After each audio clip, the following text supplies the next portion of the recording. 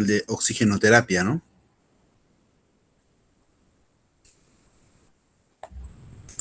Mm,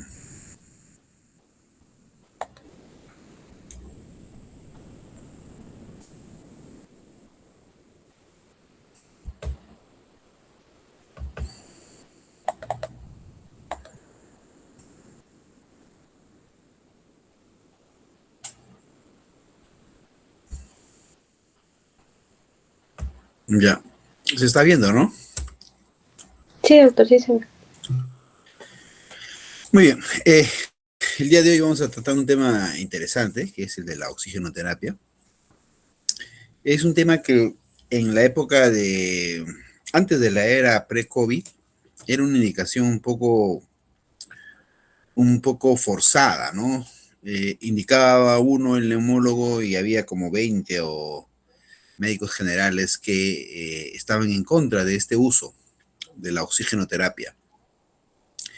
Pero poco a poco se fue ganando espacio, sobre todo en la época del COVID, cuando se veía que las personas estaban buscando un balón, o cuando la noticia en Iquitos refería que había mucho fallecimiento por falta de oxígeno, o cuando se estaba haciendo campañas, ¿no? En diferentes regiones o en diferentes provincias, departamentos, para tener cómo conseguir el oxígeno, ¿no? O cómo poder tener una planta, ¿no? De producción del mismo. Entonces, por ahí las universidades comenzaron a plantear opciones, ¿no? Y bueno, casi todos los hospitales comenzaron a implementar uno a más plantas, ¿no?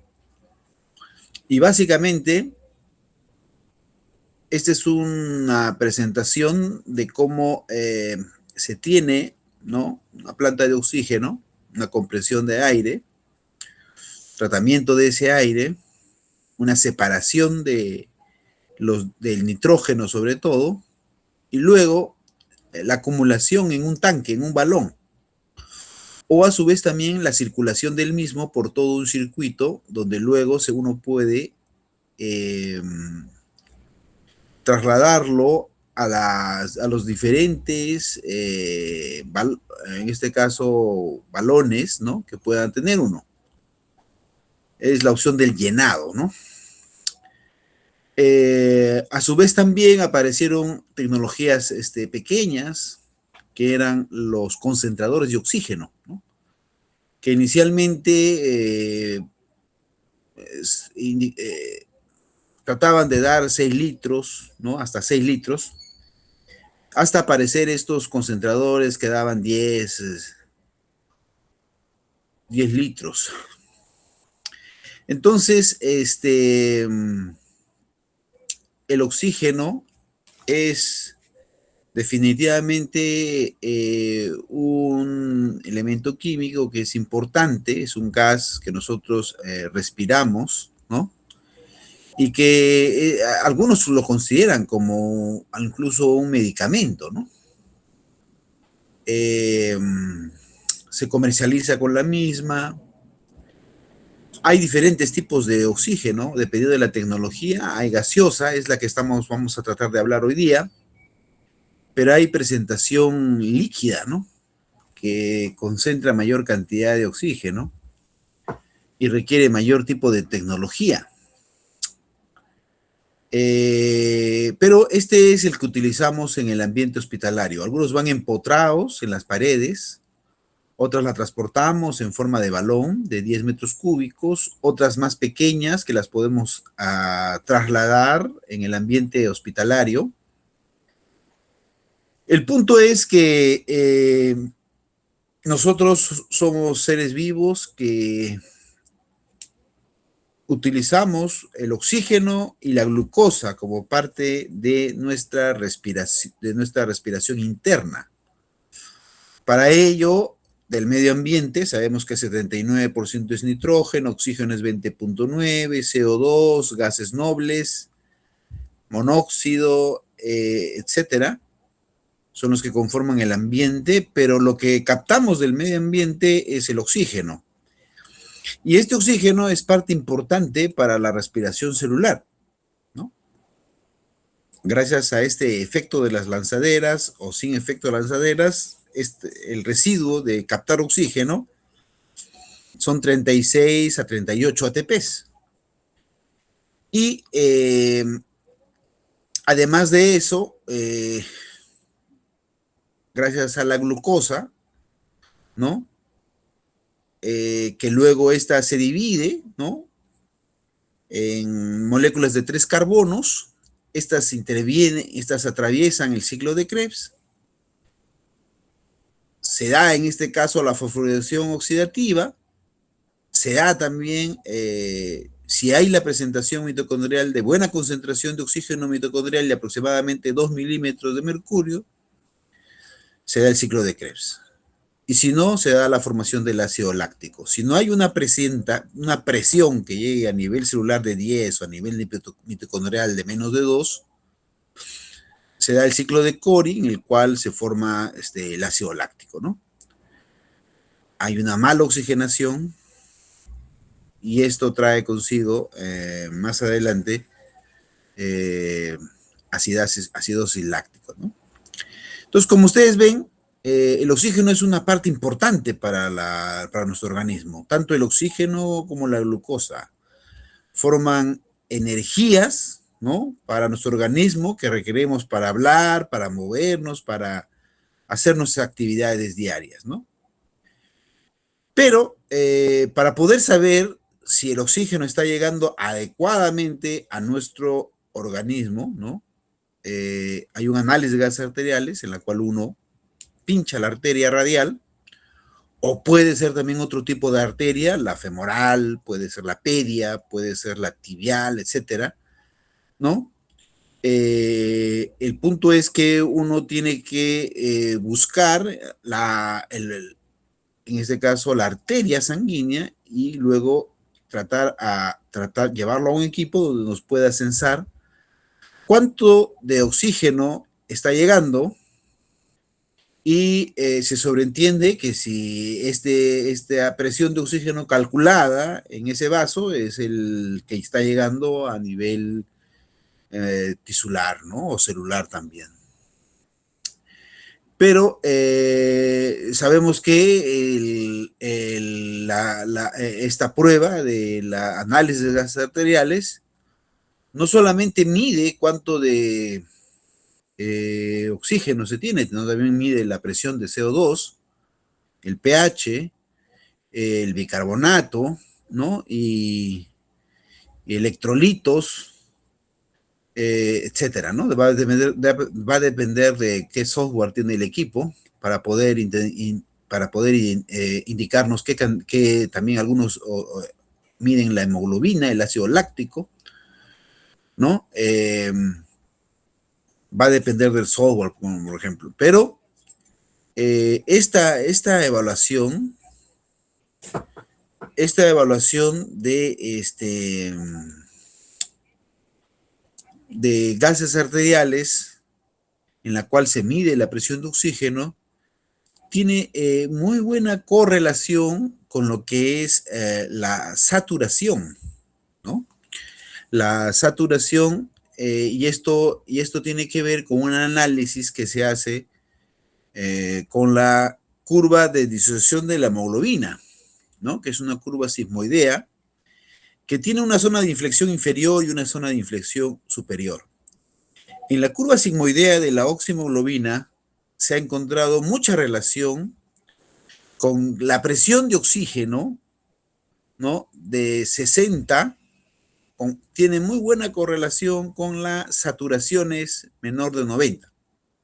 Es decir, como la curva es sigmoidea, en el punto de inflexión superior, por cambios pequeños de la presión de oxígeno, genera cambios extremos en lo que es la saturación, ¿no? Es por eso que se considera a la presión de oxígeno cuando uno trata de evaluar si está una persona oxigenando, bien o mal, o lo más importante, si una persona requiere de oxígeno, el uso de unos equipos como son los saturómetros, ¿no? Que tienen, como hemos dicho, muy buena correlación con cuando la presión de oxígeno está a menos de 60. Y ahí estamos hablando de hipoxemia moderada o también hipoxemia severa, cuando ya tiene menos de 60. Entonces, cuando esta relación del PO2 está a menos de 60, se relaciona muy bien con unas saturaciones de 90, 92. Esto lógicamente va a cambiar en lugares de mayor altitud. En estos hay que considerar menor el punto de inflexión que tiene esta curva de la oxihemoglobina. Es decir, por ejemplo, en ciudades que tienen altitudes sobre los 3.000, 4.000, se tendría que considerar que el requerimiento oxigenatorio que requiere esta persona que está en una zona de mayor altitud debería ser menor, ya no 90, 92, sino de repente 88, 86. Por la altura en donde se encuentra. Entonces, la oximetría de pulso, que es un equipo más pequeño, que no requiere equipo sofisticado, en la cual uno pueda medir la presión de oxígeno, puede correlacionarse de manera muy clara, ¿no? Con la oximetría, con la pulsiometría. De ahí que se considere un quinto signo vital, ¿no? La oximetría de pulso, igual que la frecuencia cardíaca, la frecuencia respiratoria, la temperatura, ¿no?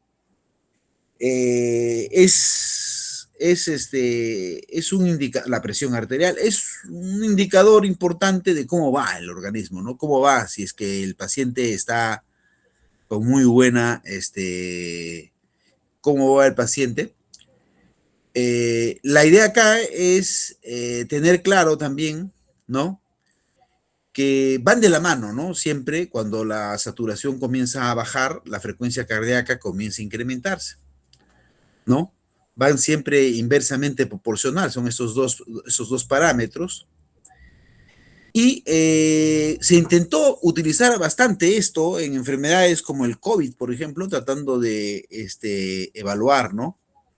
Cuándo requiere oxígeno, cuándo indicar oxígeno, o cómo va la función respiratoria, o cómo va un paciente que está estable, que puede tener un COVID leve versus un COVID severo. Y bueno, se trató era un indicador más, además de la frecuencia respiratoria, además del patrón respiratorio que tenía el paciente, además de el uso de musculatura accesoria, además de la disociación tóraco-abdominal que uno encuentra. Sobre todo era importante evaluar el patrón, ¿no? El patrón respiratorio, cómo iba el patrón respiratorio para poder derivarlo o manejarlo o hacer una especie de screening, ¿no? De qué paciente está empeorando. Entonces, cuando hablamos de hipoxemia, el PO2 arterial normal es de 97 a 100, ¿no? Un límite normal es cuando es mayor de 80, ahí no hay problema. Se habla de hipoxemia cuando es menor de 80 y a partir de acá un rango de 60 a 79 es una hipoxemia leve. Cuando es de menos de 60, desde 59 hasta 40, hablamos de hipoxemia moderada y cuando es menos de 40 hablamos de hipoxemia severa. Y esta moderada y severa es una insuficiencia respiratoria. Acá ya requiere oxigenoterapia. Acá el paciente requiere oxigenoterapia. Y es que habíamos hablado que hay un punto, ¿no?, de inflexión en el cual se relaciona muy a 60 con cambios bruscos que condiciona la saturación y esto puede condicionar también a cambios a nivel cardíaco y también mayor trabajo cardíaco, ¿no?, y trabajo respiratorio. Y en un paciente inestable, con mal patrón respiratorio, bueno, el pronóstico es un poco malo, ¿no? Entonces, apareció la definición de insuficiencia respiratoria, que es aquella hipoxemia con o sin hipercapnia, pero en ausencia de un cortocircuito intercardíaco, cuando la presión de oxígeno es menor de 60, cuando la frecuencia de CO2 es mayor de 50. Algunos respirando un aire ambiente y en reposo. Algunos, por ejemplo, refieren que había unos autores que hablaban de la presencia de disnea, PO2 menor de 60, PCO2 mayor de 50, y una acidosis respiratoria como criterios para evaluar, ¿no? Si cumplían 3, hablamos de insuficiencia respiratoria, pero básicamente la mayoría de las guías están así, ¿no? Menor de PO2, menor de 60 o PCO2 mayor de 50 es un criterio para hablar de insuficiencia respiratoria, por lo tanto requiere oxigenoterapia, ¿no? Esto es para recordar qué valores, con qué lo comparo con una persona normal. Si está de pie, 104 menos 0.26 por la edad, y si está supino, es 1.03.5 menos 0.47 por la edad. Ese es el valor de referencia que uno debe tener cuando uno calcula cuánto de PO2 tiene. Hay que tener en cuenta que esto no es una cuestión así universal. Varía mucho en función de la altura que tiene la persona, la altura donde se encuentra viviendo la persona, ¿no? La altitud, porque la presión barométrica está disminuida, por lo tanto la presión inspiratoria de oxígeno también está disminuida en esas zonas, ¿no?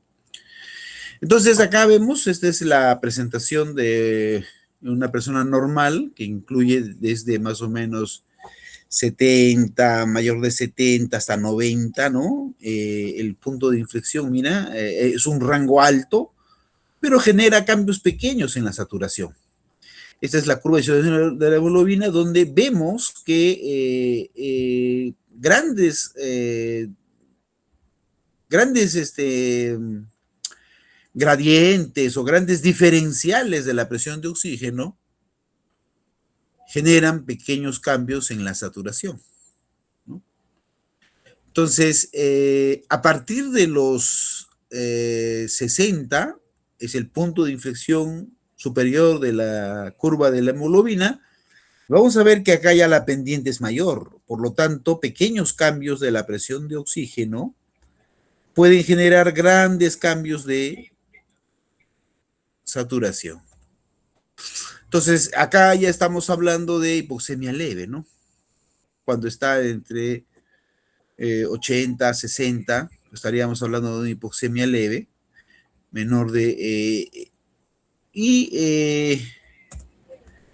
cuando ya tiene de 60, 40 o menor de 40, ya está de insuficiencia respiratoria, ¿no? La administración, entonces, cuando uno encuentra a un paciente con insuficiencia respiratoria, uno tiene que administrar suplementariamente el oxígeno, brindando una concentración mayor a 21. Esa es la idea. Hay que tener en cuenta que esto está indicado, hay que tener mucho cuidado, ¿no? En pacientes que son insuficiencia respiratoria tipo, más adelante va a haber una clase de insuficiencia respiratoria tipo 1, ¿no? Porque hay que tener mucho reparo en los pacientes que tienen insuficiencia respiratoria con retención de CO2, ¿no? Porque esos pacientes generalmente tienden a generar, el hecho de administrar más oxígeno de lo debido, pueden generar toxicidad. Entonces, el oxígeno tiene una cascada, ¿no? Esto ya lo que hemos dicho, es una cascada. El oxígeno, cuando tenemos esto de el uso de la presión barométrica, menos la presión de vapor de agua, todo esto multiplicado por el FiO2, ¿no? Que es en este caso del oxígeno 0.21, le restamos a 760 sobre el nivel del mar, que es la presión barométrica, le restamos 47, que es la presión de vapor, ¿no?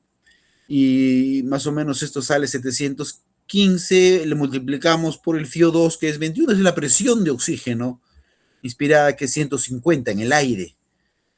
Esto a medida que pasa al alveolo va bajando, ya vuelve a 105, 101, a nivel capilar va bajando, también hay un diferencial a medida que va atravesando gradientes, ¿no? Y a nivel tisular se supone que es a nivel 40, ¿no? 40. Y a nivel celular es a nivel 10 y a nivel mitocondrial es de 2. Entonces, como vemos la gradiente de oxígeno, hay una gradiente de oxígeno que va disminuyendo a medida que va pasando y atravesando los tejidos, ¿no? Eso hay que tener la cascada, ¿no? Entonces, ¿cuáles son los objetivos que uno busca con la oxigenoterapia? Es tratar de prevenir la hipoxemia, ¿no? Tratar de que esta hipoxemia no genere una hipertensión pulmonar más adelante y a su vez también busca reducir el trabajo respiratorio y reducir también el miocárdico, porque hemos dicho que estas están inversamente proporcionales. Cuando una persona de 80 años, por ejemplo, su frecuencia cardíaca está en 120, 130, está arrítmico, una taquicardia sinusal causado por una hipoxemia, entonces puede hacer que en ese momento haga una parada cardíaca, ¿no? Entonces, eso es lo que tiene. El objetivo de la oxigenoterapia es reducir tanto el trabajo respiratorio como el trabajo miocárdico y por lo tanto la mortalidad de las personas. Como hemos visto, por ejemplo, estudios como el NOT, estudios grandes en los cuales se ha utilizado el oxígeno en pacientes que tienen enfermedades crónicas, ¿no? Se ha visto pues que tiene impacto en lo que es la mortalidad, ¿no? El uso de oxigenoterapia como medicación, como medida, ¿no? De tratamiento. Esto es lo que les estaba hablando, la presión, la gradiente alveolar arterial. Dicho sea de paso, además de la evaluación del PO2, del PCO2, del pH, del CO2, ¿no? Que normalmente uno evalúa ahí que acidosis respiratoria, acidosis, alcalosis metabólica, acidosis, etcétera. A nosotros nos interesa mucho ver desde el punto de vista respiratorio y desde el punto de vista funcional, sobre todo, para evaluar qué función respiratoria está teniendo el paciente. Nosotros evaluamos mucho la gradiente alveolar arterial. Y la gradiente alveolar arterial tiene que ver con la evaluación de la integridad del alveolo, del capilar alveolo capilar. Normalmente tiene un valor de 12 y se calcula, como he dicho, la presión barométrica sobre el nivel del mar sería 760, la presión de vapor 147. Por el FiO2 menos la presión de CO2 que te va a dar el AGA, ¿no? Entre 0.8. Esto lo diferenciamos menos la presión arterial que te ha dado el AGA del oxígeno. Y esta es la gradiente alveolar arterial, que para nosotros es importante porque evaluamos qué grado de compromiso tiene, en este caso, el pulmón. Estamos hablando de la integridad de la membrana alveolo-capilar. Entonces, cuando un paciente tiene insuficiencia respiratoria, ya sea hipoxémica, que es la tipo 1, o la hipercápnica, que es la tipo 2, ¿no? Hay una clasificación no muy... en los hospitales, en mi servicio lo utilizamos bastante. Bueno, ¿no? Porque hay una clasificación hipoxémica, hipercápnica, perioperatoria y chocada. O sea, 1, 2, 3, 4. Pero hay otra clasificación de hipoxémica, hipercápnica y mixta. Entonces, cuando uno habla de una insuficiencia respiratoria hipoxémica e hipercápnica, que es la 2 y la 3, la mixta, ¿cuál es la diferencia entre la 2 y la 3? La diferencia es que la 2 tiene una membrana, la integridad de la membrana alveolo capilar está normal. Mientras que la insuficiencia respiratoria tipo 3 es aquella que tiene comprometida la integridad membrana alveolo capilar. Entonces, esta de alguna manera te orienta, es decir, que hay un daño pulmonar. Por ejemplo, les digo, cuando hay una lesión de la primera neurona, ¿no? Que se encarga de llevar la información para una contracción muscular, ya sea el diafragma, ya sea los músculos intercostales externos, ya sea durante la expiración, ya sea a nivel muscular. Entonces nosotros lo que evaluamos en ese momento es cómo está la gradiente en este paciente que tiene una distrofia muscular, una poliomielitis, una lesión de la primera neurona. Esperamos encontrar que el membrana alveolo capilar esté normal, ¿no? Esa es una insuficiencia respiratoria tipo 2 puro, o un síndrome de Pitwin, ¿no? La obesidad, por ejemplo, ¿no? Levanta los diafragmas. Entonces, eh, esto, esto genera, pues, retención de CO2, insuficiencia respiratoria con poco de hipoxemia, y lo que vamos a encontrar en este grupo de pacientes es justamente que la gradiente va a estar normal. Mientras que una hipoxémica se convierte en 2, ya la gradiente está tomada. Pero no solamente sirve para evaluar cómo clasificar la insuficiencia respiratoria tipo 2 de una 3, una mixta de una tipo 2 puro, ¿no? Sino también sirve para ver qué grado de severidad tiene. Cuando lo asociamos a fibrosis pulmonar, nos vamos a dar cuenta que una gradiente mayor de 40 habla de un compromiso severo, ¿no? Igual que cuando se evalúa las tomografías o las espirometrías o la pletismografía o el DELCO, ¿no? Uno trata de encontrar qué grados hay en cada prueba, pero es evidente que una persona que tiene ya una gradiente 40 te habla de severidad.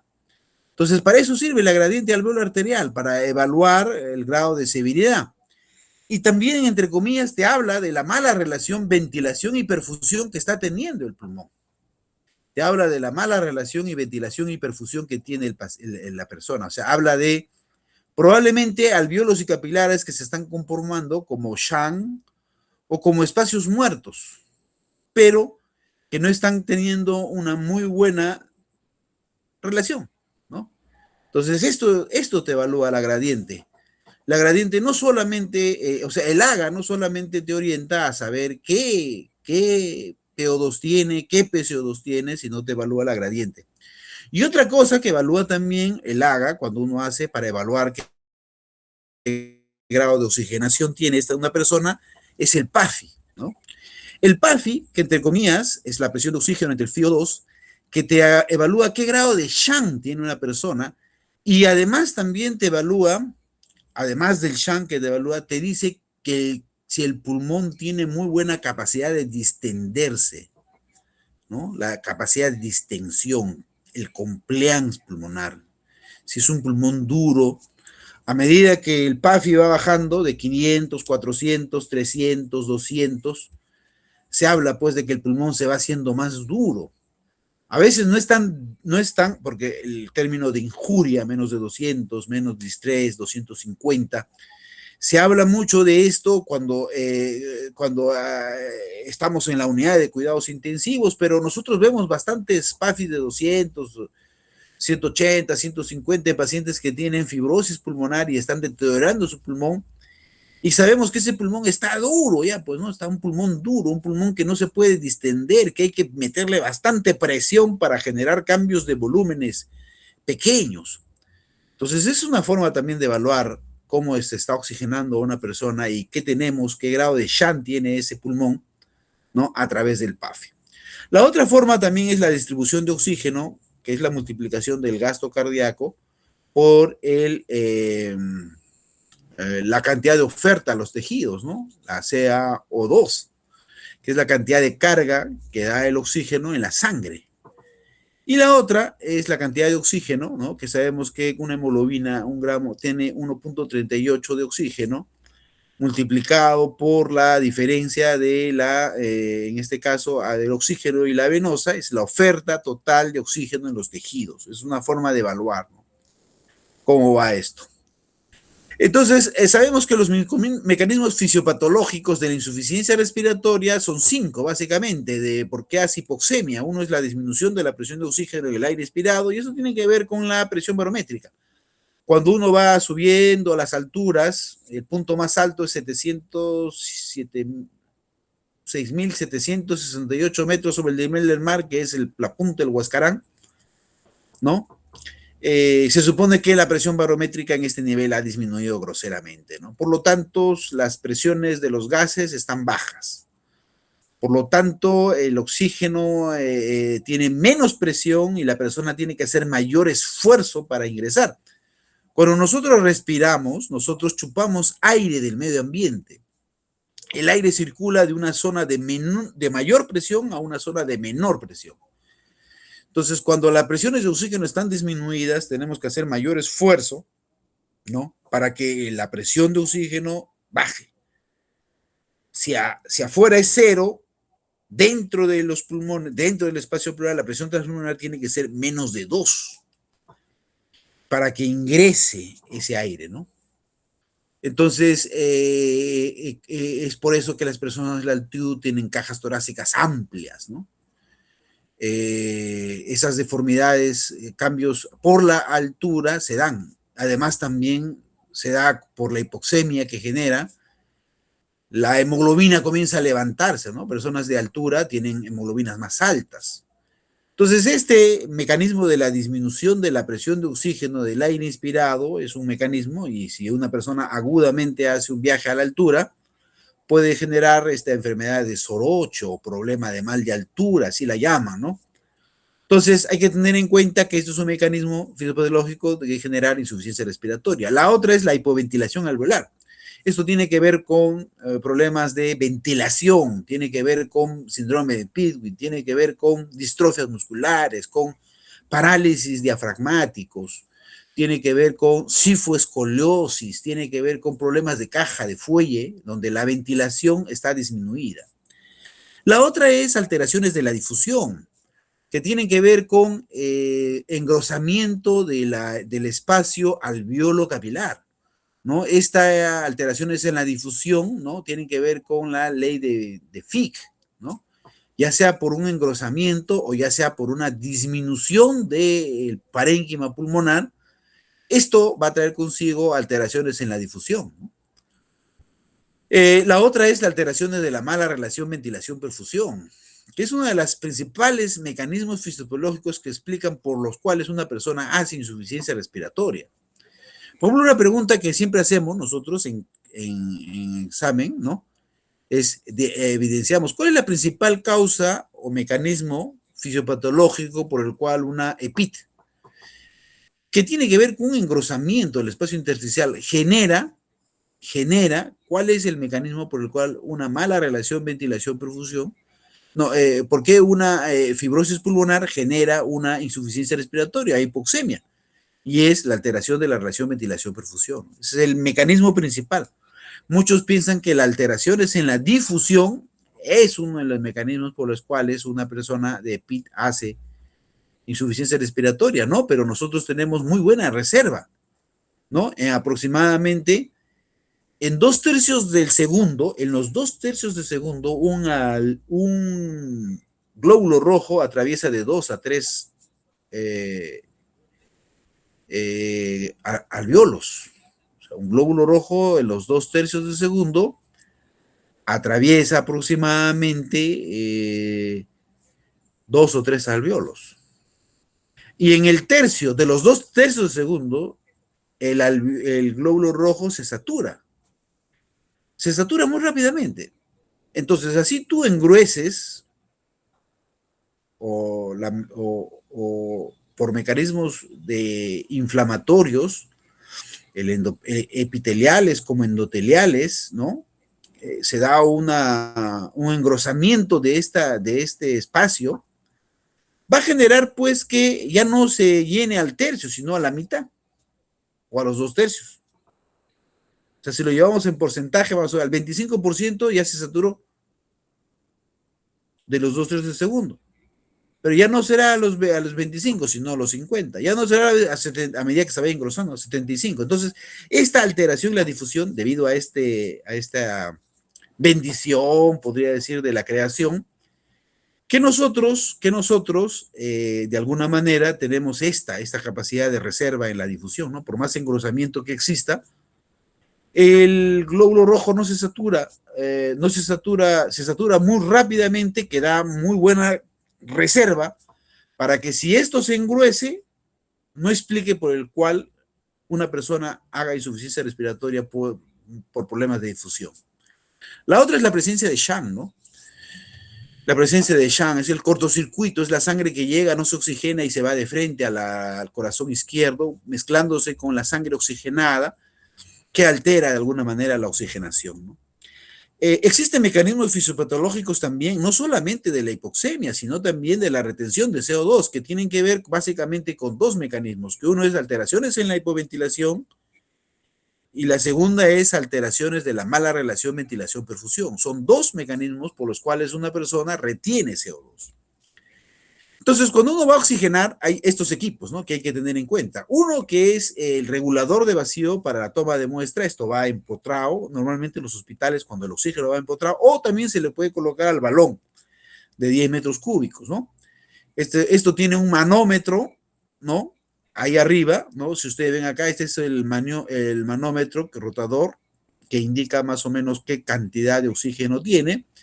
Tiene también con esto que se va regulando, este es un regulador puesto en toma. Este es un frasco humidificador, sabemos que el oxígeno, si lo llevamos así, es un gas, ¿no? Y si lo vamos a indicar directamente al paciente, va a estar seco, va a secar la nariz, o la boca, o los labios, si va a la boca y nariz. Entonces, va agregado, el oxígeno ingresa con mucha fuerza, se agrega agua destilada o agua cloruro, y ahí es donde se agrega y se humidifica. Y luego ingresa a la nariz o a la boca gracias a este frasco humidificador. Dicho sea de paso, este frasco humidificador tiene que estar constantemente en limpieza, porque puede ser una de las explicaciones por las cuales una persona puede hacer neumonías intrahospitalarias, asociado sobre todo al líquido que va almacenado en esta zona, ¿no? Y el caudilómetro, que uno tiene que, hay una bolita ahí que indica 1, 2, 3, 4, 5, 6, hasta 15 litros, ¿no? Entonces uno puede abrir 15 litros, 1 litro, 2 litros, y esta es la forma, estos son los equipos para la oxigenoterapia y nos faltan los balones, ¿no? Entonces, una vez que hemos identificado a un paciente con insuficiencia respiratoria, nosotros tenemos que saber cómo administrar el oxígeno. Y existen dos dispositivos para administrar el oxígeno, un sistema de alto flujo y un sistema de bajo flujo. El sistema de alto flujo aporta toda la atmósfera de gas respirando que puede dar FiO2 altos o bajos. Básicamente se le denomina alto flujo cuando tiene 40 litros por minuto. Y un sistema de bajo flujo es cuando de menos de 40 litros por minuto. No aporta todo el gas respirado y puede dar un FiO2 alto o bajo también. Ojo que muchos confunden flujo con FiO2. El FiO2 24, 26, 28, 30, 32, 35, 40, etcétera. Ese es el FiO2 que uno consigue, ¿no? Puedes conseguir FiO2 de 100%, pero estamos hablando de flujo. Entonces, los administradores de oxígeno se clasifican en sistemas de alto flujo y sistemas de bajo flujo. Entonces, hay algo que paran generalmente, los sistemas son dispositivos de función variable, ¿no? Proporcionan concentrador de oxígeno, pueden proporcionar oxígeno de 80 a 90% de FiO2 y es variable. El FiO2 en este grupo de bajo flujo es un poco desconocido porque es alta cuando respira tranquilo y cuando hiperventila. Hay que entender que una persona normal, ¿ya? Cuando está respirando, genera un flujo pico menos de 20, ¿ya? Pero cuando una persona está con dificultad respiratoria, con distrés respiratorio, su pico flujo para compensar esta dificultad puede llegar a 60 más o menos litros por minuto en estados disnéicos. Cuando uno le da a un paciente que tiene un pico flujo mayor de 60, está generando ese pico flujo y le das menos flujo, vas a generar además mayor incomodidad al paciente. Vas a generar incomodidad en el paciente, vas a generar que el paciente respire más, su frecuencia respiratoria se incremente, siente la sensación de que va mal, ¿no? Entonces, hay que entender eso, que su flujo pico de los pacientes que están con disneica, con deterioro, generalmente son altos, por lo tanto requieren flujos altos. ¿ya? Ese es uno de los mecanismos fisiopatológicos por los cuales una persona requiere alto flujo cuando está disneico, cuando tiene mal patrón respiratorio. Entonces, ¿cuándo indicar un sistema de alto flujo? ¿Cuándo indicar un sistema de bajo flujo? La idea es tratar de dar la mínima cantidad de oxígeno a una persona, ¿no? Lo suficiente como para mantener saturaciones encima de los 94, 95, 96, 98, ¿no? Lo mínimo, no generar hiperoxia. Entonces, nosotros, para poder identificar a quién dar o a quién no dar, ¿no? Existen dispositivos, ¿no? Que están, generalmente optamos por sistemas de bajo flujos cuando la persona está de salida de una enfermedad. Cuando la persona está entrando a una enfermedad, como una neumonía, primer día, segundo día, temperaturas altas, frecuencias respiratorias elevadas, taquicárdico, sudoración, taquimia, polimia, infiltrado a SINAR, o sea, ahí hay que darle un sistema de alto flujo.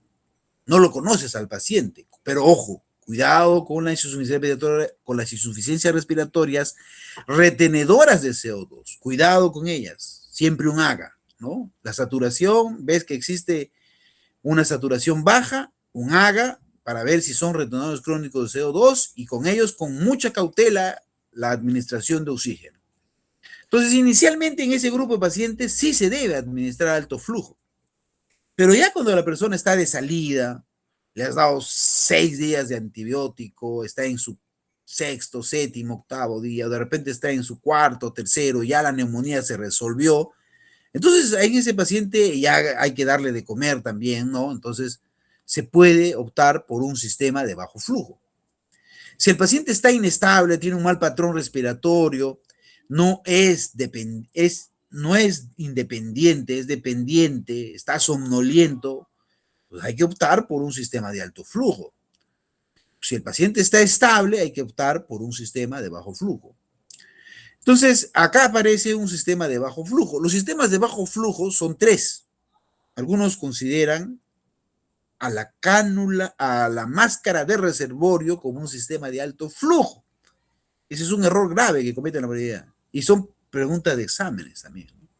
El sistema de alto flujo, la máscara con reservorio, si bien es cierto, da FiO2 que pueden llegar a 80, 90, 100, no son sistemas de alto flujo, son sistemas de bajo flujo, ¿ya? Eso sí hay que tener bien en claro. Entonces, los sistemas de bajo flujo son cánula nasal, máscara nasal y máscaras nasales con reservorio o sin reservorio, ¿no? Con reservorio, con una bolsita que vaya agregada. Esa es la famosa indicación, ¿no? Entonces, las ventajas son que son fáciles de usar, bien toleradas, menos riesgo de obstrucción, no provoca lesión, te da mucha portabilidad. Ven a la señora, miren cómo lo utiliza. Puedes salir con estas, puedes caminar con estas, el FiO2 puede ser bajo, o sea, se da a un paciente que está estable, que tiene buen patrón respiratorio, que requiere autonomía, que no requiere estar en casa echada, sino va a salir a caminar, va a salir a hacer sus actividades, y que tiene de repente tosedora o tiene un cáncer que ya se está resolviendo, que está con quimio, etcétera, y se le puede dar una cánula nasal, ¿no? Se modifica el FiO2 al cambiar el patrón ventilatorio, incapacidad de alcanzar altos valores de FiO2 o sequedad de la mucosa, son las desventajas que tiene esto, ¿no? Entonces, estas tienen unas fluctuaciones de FiO2, ¿no? Que definitivamente a un paciente que uno quiere darle parámetros constantes, no está indicado. Un paciente inestable no está indicado dar esto, ¿no? En pacientes que ya están estables, sí, porque tiene fluctuaciones muy altas. Y va a depender de cómo inspira el paciente, qué pico flujo llega, ¿no? Entonces, esto es interesante, está indicado en ese grupo de pacientes. 1 litro te da 24, 2 litros te da 28, 3 litros 32, cada 4 a medida que va subiendo 1, 2, 3 litros. Hasta 4 litros se puede dar 5, 40 también, 6 litros 44, ¿ya? Pero ya 5 litros es porque el paciente está mal, pues está inestable, entonces hay que llevarle alto flujo. Hasta 4 litros uno puede optar por cánula nasal, a pesar de que teóricamente uno dice 5 litros tiene 40, 6 litros tiene 44. pero a medida que vas incrementando los litros, pues se supone que el paciente está deteriorándose cada vez más, ¿no? Entonces hay que optar por dispositivos que indiquen mayor cantidad de flujo, ¿no? Y que generen mayor cantidad de pico. Entonces aparece en la máscara facial simple, dicho sea de paso, casi no lo he utilizado nunca, les digo, como neumólogo, esto es puro teoría nomás. Máscara facial simple brinda mayor FiO2 que la cánula, mantiene flujos mayor a 5 litros por minuto, no reseca la mucosa. La máscara de oxígeno transparente anatómica suave, flexible, que de borde atraumático, doble punto de ajuste en la nariz y gradual en la cabeza. Esta se parece mucho a los equipos que tienen acá en la puntita, ¿no? Acá tienen un equipo de nebulización. Los que han rotado ya están haciendo su externado, se tienen que darse cuenta, ¿no? Dicho sea paso, la pregunta, ¿cuánto flujo mínimo necesita para uno nebulizar? Es la pregunta, ¿no? 6 litros. Puedes dar 6, 7, 8, 9, 10, pero no 5, 4, 3 para nebulizar, ¿no? Ese es el mínimo requerido para nebulización y se parecen bastante las mascarillas faciales simples a los equipos de nebulización. Pero una máscara facial simple casi no se utiliza, ¿no? Acá están sus ventajas, ¿no? No reseca la mucosa, se requiere mayor número, da mayor FiO2, mayor litraje, más de 5 litros por minuto, ¿no? Como les digo, hasta ahora no he utilizado, no creo que tengamos en Almenara, ¿no? El sistema de bajo flujo, la máscara simple, acá está, de 5 a 6 litros pueden dar FiO2 de 40 a 45, de 6 a 7 litros por minuto pueden dar 45 a 50, de 7 a 8 pueden dar de 55 a 60 FiO2, ¿no? Estas son las máscaras simples, ¿no? Y estas son las máscaras simples con bolsas con reinhalación. Como ustedes ven acá, miren, acá hay unos huequitos que a veces uno le puede colocar unas válvulas. Al tener este espacio, uno puede hacer una reinhalación. Uno puede hacer una reinhalación por acá. Por eso se llaman máscaras con una bolsa, ¿no? De reservorio, pero que puede reinhalar el aire. Entonces, esta máscara simple está conectada a una bolsa de 500 o 1 litro. No tiene válvula, por eso en las laterales, acá y acá, en esta inserción que va acá, tampoco tiene una válvula. Se usa cuando tiene un cuadro agudo y requiere concentraciones de 40 o 60. En COVID se utilizó bastante esto, ¿no? O sea, el paciente requería más FiO2 y de cánula nasal saltabas a esto, ¿no? Saltabas a sistemas de máscaras simples, ¿no? O máscaras con bolsa de reservorio con reinhalación. Entonces, cuando tú das 8 litros, da 60, 9 litros 65, 10 litros 70, 11 litros 75, 12 litros 80. Sin las válvulas, sin un plastiquito que cubra acá, ¿no? Entonces, hay otras válvulas con reservorio con reinhalación, las máscaras de bolsa de reservorio con reinhalación. Las ventajas: existe flujo continuo de oxígeno, el orificio lateral permite respirar aire ambiental. Si la fuente falla, puedes respirar en esos agujitos que dije, que no están tapadas. El oxígeno se humidifica con facilidad y no provoca sequedad. Desventaja: no práctico para terapia a largo plazo, puede conducir a sinotoxicidad de oxígeno y la bolsa puede arrugarse y doblarse o perforarse también, puede hacerse un huequito. Hay que entender que estos sistemas que dan FiO2 mayor de 60, hay literatura que cuando se administra FiO2 60 por más de 6 horas a 4 a 6 horas, ya están generando neumonitis. Esta es una de las razones por la que les comencé a decir que el oxígeno, yo indicaba al paciente que tenía fibrosis, por ejemplo, y aparecían médicos y le decían, no, pues se va a empeorar. Por este mecanismo de que puede conducir a toxicidad del oxígeno, neumonitis por oxígeno, ¿no? Es que la mayoría no indicaba, ¿no? No indicaba esto. Había un temor de que el oxígeno te va a dañar y efectivamente sí daña. Si das FiO2 mayor de 60, ¿ya? Con oxígeno, provoca neumonitis, pues. Neumonitis genera superóxidos, oxidrilos, y esto puede dañar más al pulmón, mayor fibrosis por el uso de oxígeno, ¿no? Entonces, pero, el oxígeno te ayuda, pues, te salva, ¿no? La frecuencia cardíaca, he dicho que el trabajo cardíaco mejora, ¿no? Acá están las válvulas. Es un jevecito que cubre las válvulas, entonces máscara con bolsa de reservorio sin reinhalación. Tiene altas concentraciones, 2 válvulas, uno al otro lado y el otro. trabaja de 8 a 12 litros y da de 90 casi a 90, casi 100%. Debe trabajar con bolsa llena, o sea, el oxígeno ingresa y infla el globo acá, pero están tapadas con válvulas y esta es la que genera sin reinhalación máscaras simples con con bolsa de reservorio, ¿no?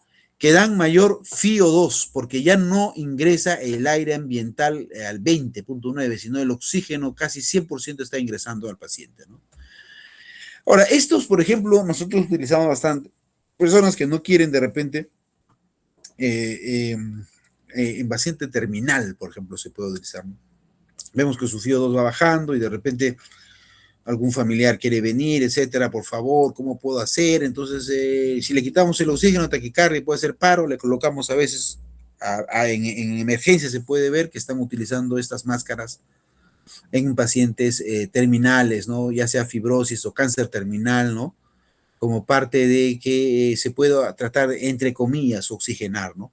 Parte de un paliativo, ¿no? En ese grupo de pacientes no se les llega a entubar, pues, a medida que uno va dando oxígeno, uno sabe ya hasta dónde puede llegar. Ahora, los sistemas de alto flujo, básicamente antes había un sistema que era el dispositivo Venturi, ¿no?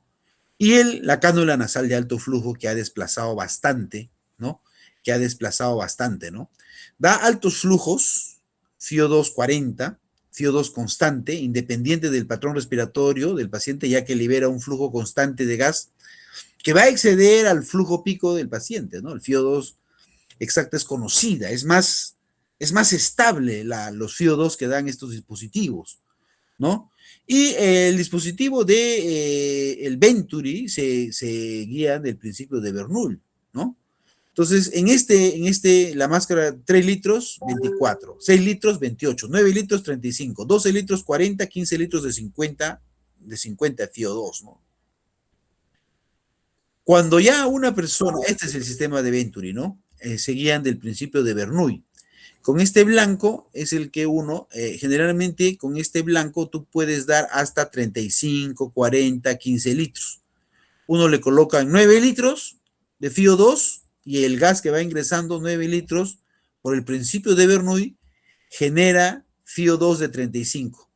Si uno en la bolita le genera 12 litros, ¿no? En esa que se regula, 12 litros, el paciente te va a generar un flujo de 40%. Si le colocas 15 litros, te va a dar 50%.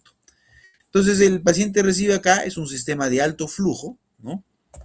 Y se guía por el principio de Bernoulli, que dice que si el gas entra con mucha velocidad por acá, que es el oxígeno que va ingresando, y lógicamente está abierto, genera que esta presión que genera que la presión de oxígeno del aire que está acá en el ambiente, que tiene una concentración de 21, no se vaya, sino que ingrese aire acá, mezclándose con este gas a alta velocidad que está ingresando por este orificio restringido, que creará presiones laterales subatmosféricas, lo que determina que el aire sea transportado a esta corriente principal que el paciente va a respirar. Ese es el dispositivo de Venturi, gobernado por el principio de Bernoulli, ¿no? Entonces, ¿cuál es la ventaja? Lava el espacio muerto anatómico, genera una presión positiva. Ay, estoy equivocándome, porque acá estamos ya hablando del sistema de... Esa es la ventaja del sistema del Venturi. Bueno, es que genera FiO2 más altos que las otras, pero altos flujos. Este dispositivo, yo llegué a vivir la época en el que las hipoxemias refractarias a FiO2 mayor de 50, si ya fallaba este dispositivo, era llegar a ventilador. O sea, cuando tú le dabas FiO2 50%, con más de 15 litros por minuto, y el paciente, a pesar de eso, estaba en 88, 86, 82, o sea, fallaba el dispositivo, no oxigenabas bien, lo llevabas al paciente al ventilador mecánico. La única opción era ventilador mecánico. Si tú veías en chance que el paciente podía ser regresado nuevamente, revertido nuevamente, entonces tú decías, hay que llevarlo a ventilador. Y ahí le vamos a dar FiO2 mayor de 50, que pueden dar 60, 80, 90, hasta 100, compresiones altas, compresiones expiratorias, ¿no? Regulando su tiempo expiratorio en el cual teníamos que sedar o anestesiar a los pacientes, o analgesia, antes de llevar el ventilador mecánico y durante la ventilación mecánica. Ahora, esto traería consigo la adquisición de infecciones intrahospitalarias con mucha resistencia, ¿no? Que a veces estos son complicaciones de invadir la vía aérea con un tubo endotraqueal y ventilación mecánica. Pero apareció este dispositivo, este sistema de alto flujo de la cánula nasal de alto flujo. Este entrega flujos que pueden generar aire caliente, gas caliente, humidificado, superior al flujo expiratorio pico del paciente cuando está muy agitado, con mucha distrés, genera, hemos dicho que presiones picos altos, ¿no? Entonces este dispositivo puede ayudar a esto. Flujos que van de 30 a 60 litros por minuto y un FiO2 que puede ir 21 a 100% y temperaturas de 31 a 37 grados. Entonces, para mí, yo pienso que después de haber visto cómo los pacientes, el beneficio de esta tecnología es a uno, ¿eh? Se ha vuelto como una alternativa a los pacientes antes de llevar a ventilación mecánica. Antes de llevar a ventilación mecánica. Los que revierten, revierten. Los que debían haber revertido, revierten. El que no revierte, y ya como es un puente desde lo que antes utilizaba un sistema de alto flujo o un sistema de bajo flujo a ventilación mecánica, se ha convertido en un puente intermedio antes de llegar al ventilador mecánico que ofrece de alguna manera no una invasión a la vía aérea con un tubo endotraqueal, ¿no? Sino que ofrece que con una cánula nomás nasal los pacientes les demos chances a una recuperación por una neumonía, por una bronquiolitis infectada, por una septicemia, que dándole antibiótico pueda revertir, o anticoagulando una tromboembolia pueda revertir, o de alguna manera pulseándole a una EPID asociado a un cuadro autoinmune que responda a la corticoterapia. Entonces, como ustedes ven, esto es una herramienta importante, ¿no? Las ventajas es que genera un lavado del espacio muerto anatómico, ¿no? Y genera, de alguna manera, mayor presión a nivel de orofaringeo traqueal, genera una presión positiva, un efecto CPAP, más o menos, con un BNI, ¿no? Porque la presión fuerte que está ingresando, ¿no? Lava todos los nitrógenos, los CO2 que están en la vía aérea superior, ¿no? Generando mayor presión de oxígeno, acondicionando el gas inspirado, estabiliza la fracción inspirada de oxígeno y de alguna manera reduce el trabajo respiratorio y mayor confort, ¿no? La desventaja es que no es como un ventilador, pues que tú lo puedes colocar una presión de 15, 20, 30, es presión imprecisa, es variable. Hay un riesgo de retraso de intubación que puede ser grave, ¿no? Si es que uno retrasa la intubación a un paciente que amerita verdaderamente, puede generar mayor el problema de que probablemente no va a salir de ventilador. Y hay limitaciones en el manejo del CO2. No es un equipo que barra el CO2. Para eso están los ventiladores no invasivos, ¿no? Cuando el paciente tiene EPOC, apnea del sueño, congestión pulmonar o inmunosupresión asociada o VIH, el BNI, la ventilación no invasiva, que es muy parecida al sistema de alto flujo, pero con ventiladores, ¿no? Por eso ventilación no invasiva es la de elección para el manejo del CO2, ¿no? No, hasta ahora no le puede suplir al CO2 en barrer el CO2 que está en la sangre. Consumo elevado de muchos recursos y efectos secundarios, requisitos técnicos que tiene este equipo, ¿no? Es vital en este grupo de pacientes monitorizar el índice ROX, ¿no? El índice ROX que mide la saturación entre el FiO2, entre todo esto, entre la frecuencia respiratoria. Entonces, para predecir el éxito o el fracaso o cómo va yendo el paciente, hay que monitorizar el índice ROX. Como he dicho, el índice ROX se evalúa con la saturación de oxígeno entre el FiO2, todo esto entre la frecuencia respiratoria. Y hay que ir evaluando cuál es el tiempo adecuado para la posible intubación, ¿no? Entonces, esto es el éxito que uno busca cuando uno mantiene este paciente con cánula nasal de alto flujo, es que a las 2 horas su índice ROX sea mayor de 4.88. A las 6 horas siga con ese rango. A las 12 horas que siga con 4.88, casi 5, ¿no? Ese es el valor.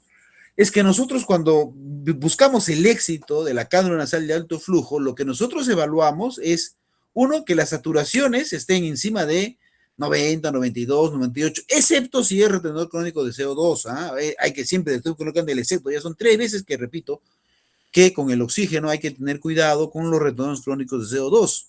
Buscamos saturaciones 90, 92, entonces, perdón, 94, 95, 96 saturaciones en ese rango. Y acá está la ecuación, saturaciones que tengan eso, y un FiO2 lo más bajo posible, FiO2 2 litros, 3 litros, o sea, FiO2 que sean 24, 28, y frecuencias respiratorias bajas. Eso es lo que nuestra idea, que la frecuencia respiratoria no sea tan baja, que tan alta, perdón, y que sea baja, que el FiO2 sea el mínimo y que la saturación sea el más alto. Eso es lo que buscamos. Y cuando cambiamos esa fórmula, vamos a encontrar que ese es el índice ROX, que sea mayor de 4.88 a medida que uno va utilizando 2 horas, 6 horas, 12 horas, ¿no? Ese es el éxito para mantener el CAF. Pero en cambio, si lo colocamos y vemos que su índice de ROC es menos de 2.85, va subiendo 3.47 a las 12 horas, hay que llevarlo de frente a ventilación mecánica, ¿no? Hay que evaluar y hay que colocar. Está fracasando el sistema de alto flujo. Es una manera de evaluar, ¿no? ¿Cuáles los riesgos de administrar oxígeno? Atelectasia de absorción.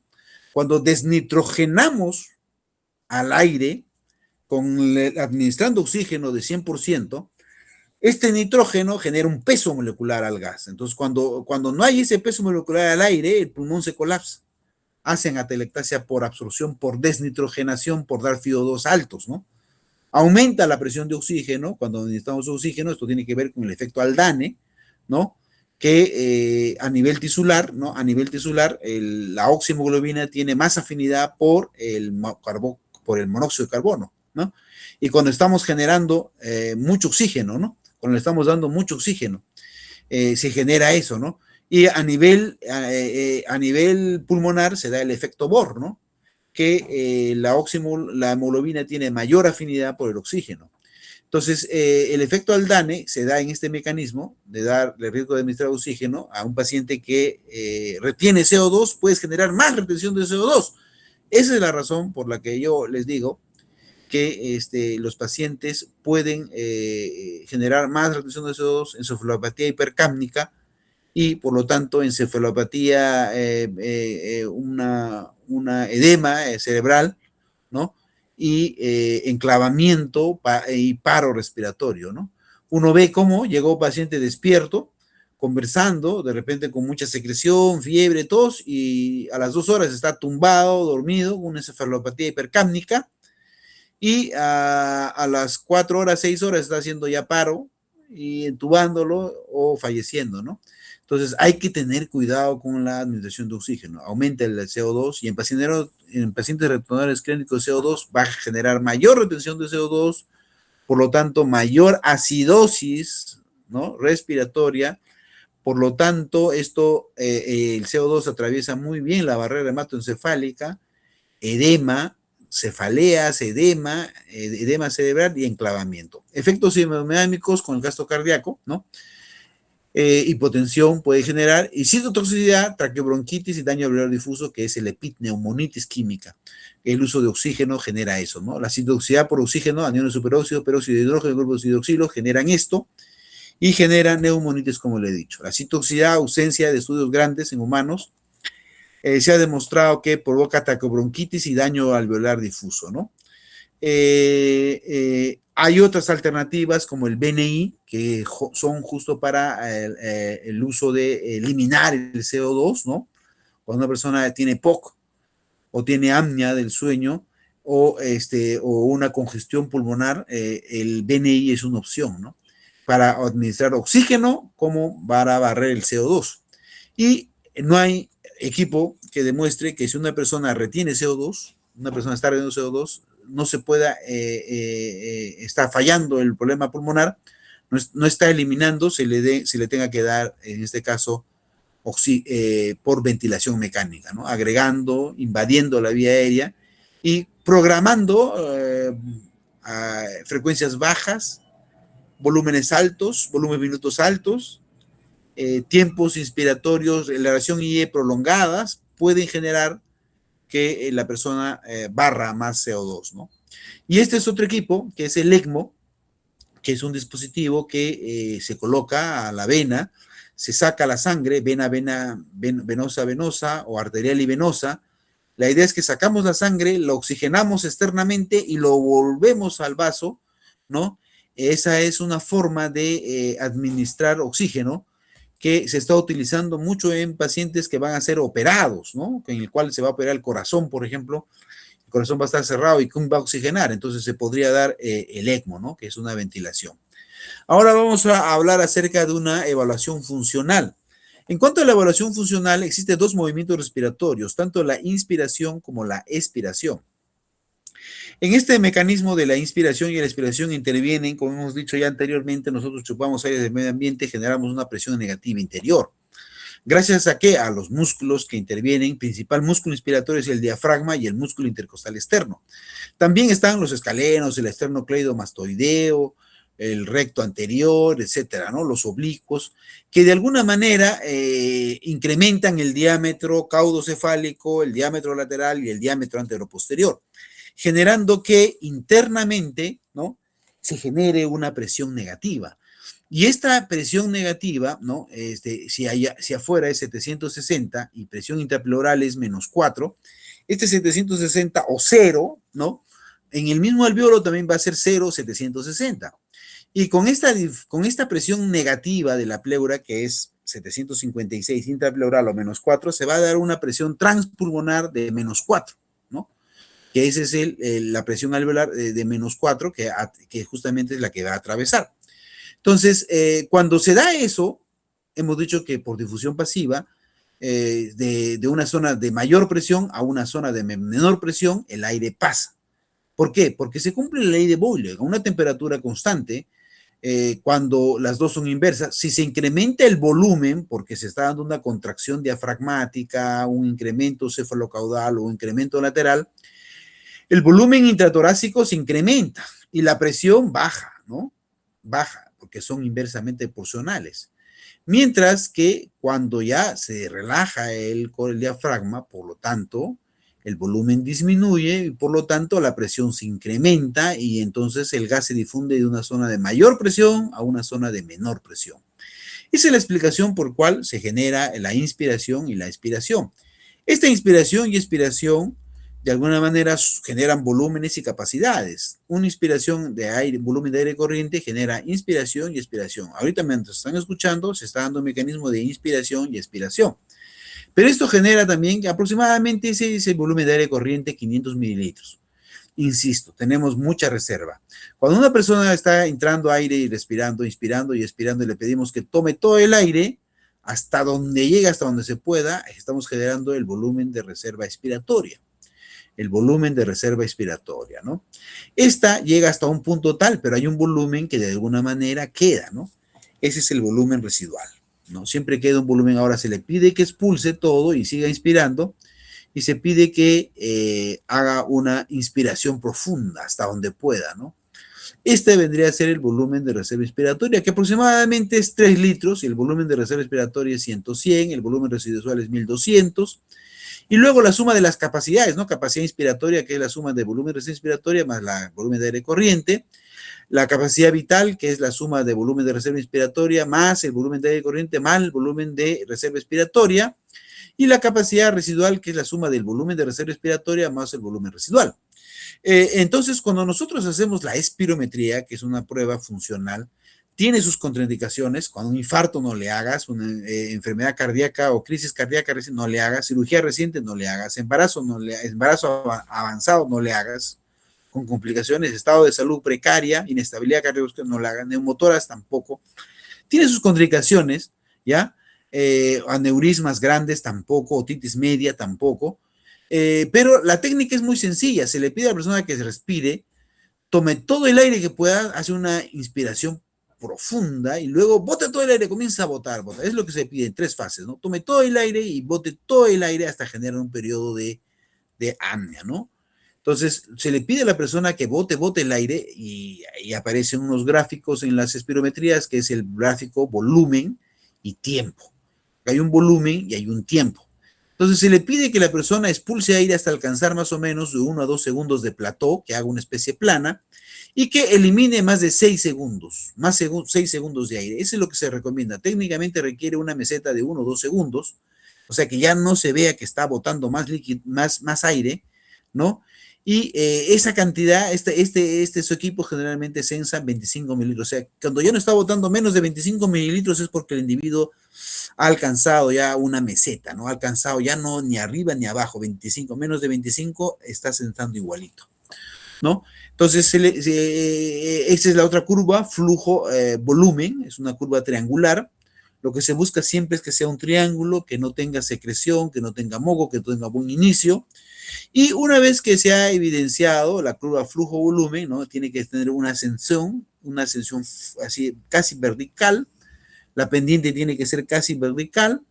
Y ahí se mide el flujo, el F25, F50, F75, ¿no? Esta es una espirometría, como ustedes verán acá, miren, se hace varios intentos, se hace una espirometría pre-broncodilatador y hay una espirometría po-broncodilatación, ¿no? Entonces se evalúa cuánto valor tiene, el mejor siempre se coge, 3.97, 2.45 de la pre-broncodilatador y de la post 4.83, 2.55. Se le resta y sale 63,3 y acá también 61,5. Definitivamente este paciente es un EPOC, ¿no? Es un EPOC, menos de 63, miren, acá está, menos de 63. Entonces, es evidente que es un EPOC, tiene obstructivo leve y que no ha habido reversión significativa, solamente ha ganado, ¿no? 2, 4%. Entonces, esto es cómo se realiza la espirometría, ¿no? Ahí está la curva flujo-volumen y acá está la curva volumen-tiempo, ¿no? La calidad es A, la prueba está bien hecha. Entonces, ¿cómo se mide la espirometría? La espirometría sirve, básicamente lo que nosotros evaluamos es la capacidad vital forzada y el FB1 y la relación FBC para hacer, en este caso, para evaluar el caso de POC o para evaluar si el paciente revierte más de 12 y 200 mililitros. 12 y 200 mililitros si revierte después de un post-broncodilatación, asma. Si relación pre- y post-broncodilatación es menos de 70, es un EPOC. Entonces, como ustedes ven, para eso sirve la espirometría, para evaluar cómo se diagnostica o también cómo se hace un seguimiento a una fibrosis. La otra prueba que nosotros evaluamos es la pletismografía, que mide la capacidad residual. O sea, las cosas que no mide la espirometría es el volumen residual, la capacidad residual funcional y la capacidad pulmonar total. Le colocamos a una paciente en una cabina y básicamente lo que nosotros medimos es la presión de Boyle, ¿no? Nos guiamos del principio de Boyle, que Boyle dice que una temperatura constante, la presión con el volumen están inversamente proporcional, ¿no? Entonces, en esta prueba nosotros medimos, además de la capacidad pulmonar total, volumen residual y TLC, evaluamos también la resistencia de la vía aérea, ¿no? Cuando evaluamos una pletismografía, nosotros evaluamos la resistencia de la vía aérea, la capacidad pulmonar total, volumen residual y el TLC. Es lo que nos informa. El informe lógicamente viene tan engorroso igual que una espirometría, así bien difícil de detallar, pero nosotros lo que nos debe interesar es evaluar cuánto de TLC tiene, cuánto de volumen residual tiene y cuánto ese volumen residual representa del TLC. Y además también nos evalúa la resistencia de la vía aérea. Entonces, cuando nosotros evaluamos esto, hola, nosotros lo que evaluamos son los volúmenes estáticos. Por ejemplo, cuando nosotros queremos saber si hay restricción, vamos a ver que el TLC está disminuido en proporción al RB. El RB también va a estar disminuido, el volumen residual también va a estar disminuido y el RB y el TLC va a estar normal. Si está obstruido, vamos a encontrar que el TLC va a estar normal o aumentado. O el BR, el volumen residual va a estar aumentado y el BR y TLC va a estar aumentado. Entonces, estos son los patrones para analizar cuando una pletismografía es restrictiva u obstructiva. Entonces, cuando hablamos de un patrón obstructivo en la pletismografía, hablamos de un atrapamiento aéreo o de una hiperinsuflación. Y cuando hablamos de un atrapamiento, el TLC va a estar normal, mientras que en la hiperinsuflación pulmonar el TLC va a estar más de 120. Y el volumen residual también va a estar más de 120 en el atrapamiento aéreo, pero el volumen residual va a estar incrementado en la hiperinsuflación, pero la RB y el TLC va a estar incrementado en la hiperinsuflación pulmonar. Entonces ya sabemos qué es atrapamiento, qué es hiperinsuflación pulmonar. Este es un gráfico, esta es una persona normal, vemos el TLC es todo esto y el volumen residual es este. Y esta es la capacidad residual funcional. Cuando una persona tiene un efecto, un problema restrictivo, todo está disminuido. El TLC está disminuido respecto al normal, la capacidad residual está disminuido respecto al normal, el volumen residual está disminuido respecto al volumen residual de una persona normal. Pero cuando hay atrapamiento aéreo, el TLC está igualito que el TLC, no está, eso es un obstructivo. El TLC está igual que la capacidad de una persona normal, pero el volumen residual está incrementado respecto a una persona normal. Está atrapando aire de tal manera que el volumen residual se está incrementando respecto a una persona normal. Cuando una persona está hiperinsuflada, el volumen residual está incrementado respecto a un volumen normal, pero la capacidad pulmonar ha superado al TLC, o sea, es mayor el TLC, está hiperinsuflado, por lo tanto es mayor, el TLC es mayor a un TLC normal. Entonces, estos dos son parámetros sustitutivos, sino que este es un pulmón grande y este es un pulmón igual que una persona normal. Y el volumen residual se ha incrementado, ¿no? De tal manera que la relación BRL, incluso TLC, va a estar aumentada, ¿no? Entonces, eso es lo que se ve en estos pacientes. Ahora, el otro mecanismo la otra prueba funcional que nosotros evaluamos es la prueba de difusión. Es la prueba de difusión que tiene que ver con la ley de Fick. La ley de Fick tiene que ver con el área entre el espesor y la difusibilidad del gas y la diferencia de presiones, ¿no? Entonces, hay factores circulatorios como el volumen circulatorio y el índice de reacción de la hemoglobina, ¿no? Que tiene que ver con esto, cuando ya el gas ha atravesado y está en la zona del plasma sanguíneo. Entonces, depende de la limitación de la difusión. Existen bastantes limitaciones para encontrar el gas trazador. ¿Cuál es el gas trazador que debo utilizar? El óxido nitroso es un gas hilarante, intercambio limitada. ¿Por qué? Porque está limitada por la perfusión. El nitrógeno está limitada por la perfusión. El monóxido de carbono es el único gas que está limitada por la difusión. Por eso que es el gas trazador. Por eso es que el gas que se utiliza para ver cuánto se transfiere del alveolo al capilar. Porque esta depende de la difusión y no de la perfusión. El oxígeno también depende de la perfusión y el dióxido de carbono también depende de la perfusión. Entonces, por eso es que el gas trazador no es el oxígeno, tampoco es el dióxido de carbono, también es el óxido nitroso, sino el monóxido de carbono. Entonces, a nosotros le pedimos para calcular cuánto de gas se ha difundido de una zona a otra, o sea, del alveolo al capilar, nosotros nos guiamos no de los gases que dependen de la perfusión, como es el nitrógeno. Entonces, a medida que pasa, va a depender de cuánto el gasto cardíaco genera para que el gas se difunde. Entonces, eso no nos interesa. Muy rápidamente el nitrógeno llega a saturarse, de tal manera que ¿de qué va a depender que el nitrógeno atraviese? De que el gasto cardíaco haga pasar más rápido los glóbulos rojos. Entonces, el nitrógeno, por lo tanto, es un gas que no se utiliza como traza. El monóxido de carbono sí, por eso se llama DELCO, porque así pase, el monóxido de carbono difícilmente llega a la presión alveolar y genera buena gradiente. Al generar buena gradiente, el gas puede pasar, y esta va a depender de la difusión. Entonces, esa es la razón por la cual cogemos al gas trazador monóxido de carbono como gas trazador para evaluar qué tanto se difunde el monóxido de carbono y vemos su capacidad de difusión que tiene una persona. Tampoco el oxígeno, porque depende de la perfusión, ¿no? Entonces nos quedamos con el monóxido de carbono como gas trazador y normalmente el monóxido de carbono en una persona normal que tiene el pulmón, sus 3 segmentos en el derecho, 3 lóbulos en el derecho y 2 lóbulos en el izquierdo, y 2 pulmones, no hay ningún problema, su rango de difusión es 25 mililitros por minuto por milímetro de mercurio. Este es el valor normal de una persona que se difunde sin ningún problema. Esta va a disminuir a medida que exista problemas de intersticiales, ¿no? Lobectomías, hemorragias celulares, ¿no? Se supone que está disminuido en enfermedades intersticiales. se supone que está aumentado en hemorragia alveolar, en bronquitis, en asma, está aumentado. Poliglobulia está aumentado, el DELCO.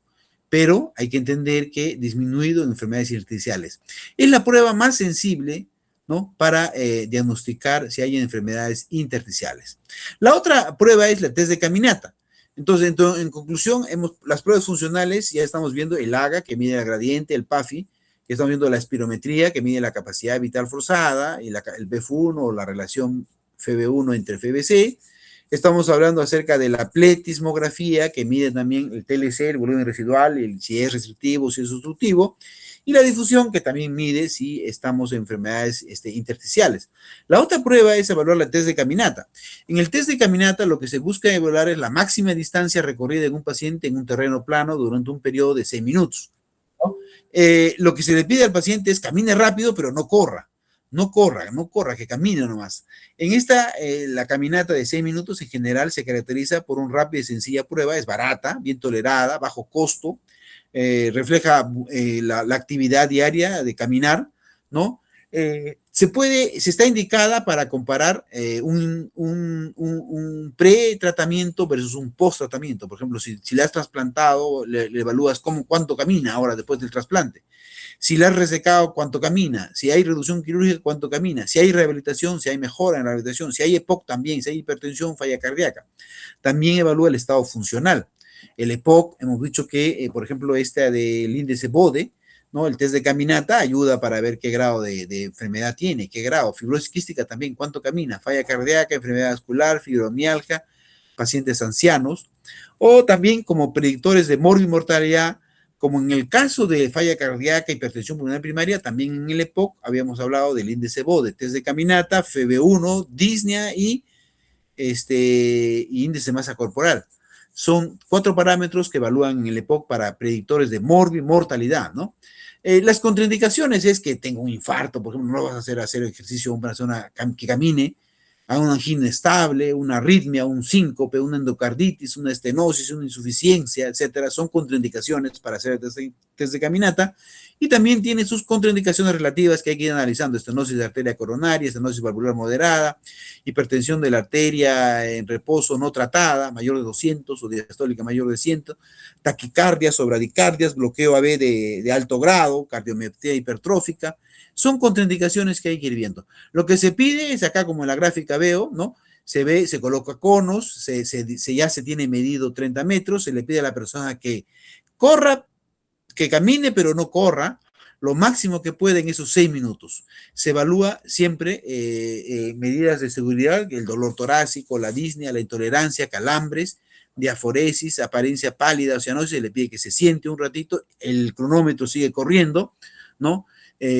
Si desatura también, eso porque se va evaluando. Estos son los equipos: 2 conos, uno al inicio y uno al final, el cronómetro para ver los 6 minutos, se va escribiendo, se van anotando los datos.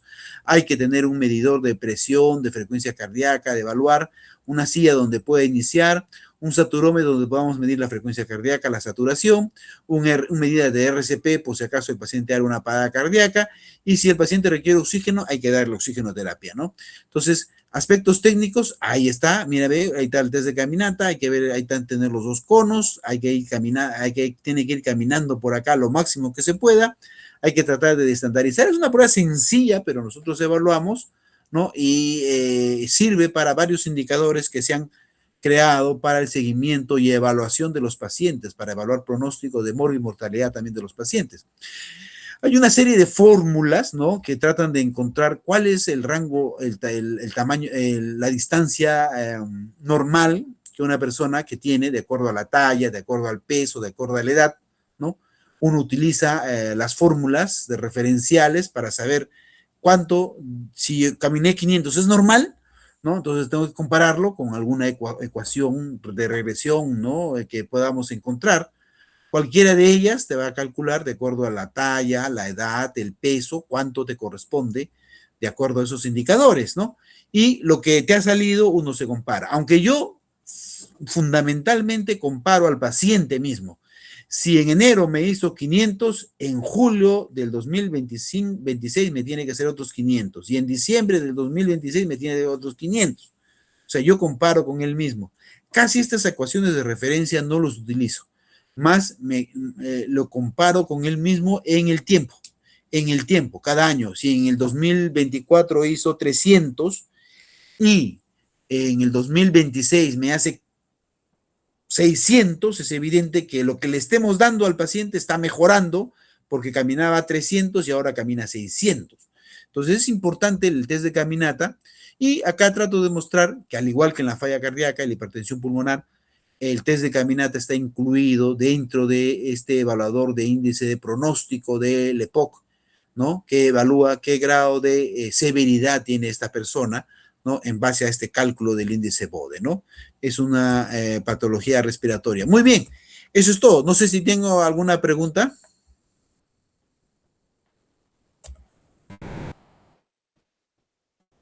Hola. No, doctor, me parece que todo está claro. Ya, Todo bien, doctor. ya, muy bien. Así quedamos entonces.